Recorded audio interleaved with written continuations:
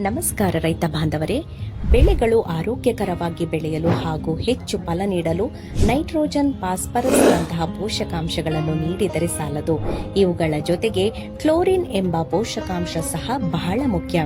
Chlorine ಬಳಕೆಯಿಂದ ಉಷ್ಣಾಂಶದ ಒತ್ತಡವನ್ನು ನಿಯಂತ್ರಿಸಿ ಸಸ್ಯ ಕೋಶಗಳಲ್ಲಿ ನೀರಿನ ಸಮತೋಲನವನ್ನು ಕಾಪಾಡುತ್ತದೆ.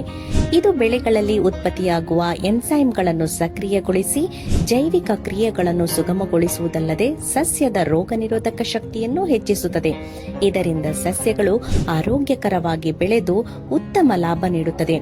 ಈ ಕ್ಲೋರಿನ್ ಅಂಶವನ್ನು ಮಣ್ಣಿನಿಂದ ಸಸ್ಯಕ್ಕೆ ಸರಿಯಾಗಿ ತಲುಪಿಸಲು ಡಾಕ್ಟರ್ ಸಾಯಿಲ್ ಜೈವಿಕ ಒಳಸುರಿಗಳು ಮಹತ್ವದ ಪಾತ್ರ ವಹಿಸುತ್ತದೆ. ಈ ಒಳಸುರಿಗಳಲ್ಲಿರುವ ಉಪಕಾರಿ ಸೂಕ್ಷ್ಮಾಣುಜೀವಿಗಳು ಮಣ್ಣಿನಲ್ಲಿ ಅಲಭ್ಯ ರೂಪದಲ್ಲಿರುವ ಕ್ಲೋರಿನ್ ಪೋಷಕಾಂಶವನ್ನು ಸಸ್ಯಗಳಿಗೆ ಲಭ್ಯವಾಗುವ ರೂಪದಲ್ಲಿ ಪರಿವರ್ತಿಸುತ್ತದೆ. ಇದರಿಂದ ಗಿಡಗಳಿಗೆ ಪೋಷಕಾಂಶಗಳು ಸಮತೋಲನವಾಗಿ ಸಿಗುವುದರಿಂದ ಬೆಳೆಗಳ ಬೆಳವಣಿಗೆ ಹೆಚ್ಚು ಪರಿಣಾಮಕಾರಿಯಾಗುತ್ತದೆ.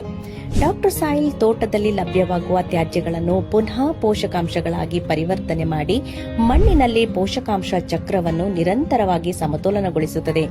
ಡಾಕ್ಟರ್ ಸಾಯಿಲ್ ಜೈವಿಕ ಒಳಸುರಿಗಳನ್ನು ಬಳಸುವುದರಿಂದ ಮಣ್ಣಿಗೆ ಜೀವ ಹಾಗೂ ಬೆಳೆಗಳಲ್ಲಿ ಉತ್ತಮ ಬೆಳವಣಿಗೆ ಸಾಧ್ಯ.